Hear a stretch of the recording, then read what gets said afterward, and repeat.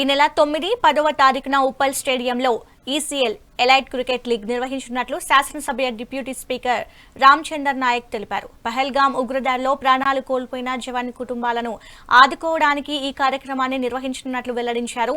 ఈ కార్యక్రమంలో రాజకీయ నాయకులు, సినీ ప్రముఖులు హాజరు కానున్నట్లు తెలిపారు. అలాగే క్రికెట్ అభిమానులంతా స్టేడియంకు తరలి రావాలని పిలుపునిచ్చారు. పహల్గామ్ దాడిలో ప్రాణాలు కోల్పోయిన జవాన్ కుటుంబాలకు సహకారాన్ని అందించాలని కోరారు. అందరికీ నమస్కారం.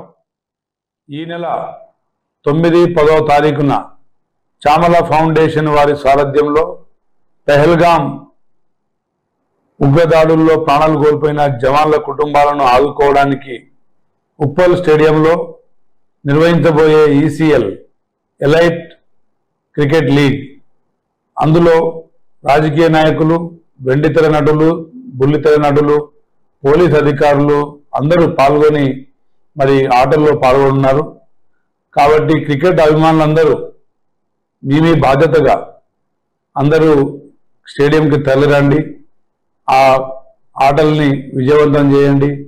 పహల్గామ్లో ప్రాణాలు కోల్పోయిన జవాన్ల కుటుంబాలని ఆదుకోవడంలో మన వంతుగా సహకారాన్ని అందిద్దాం. సర్వేజన సుఖినో భవంతు. Thank you.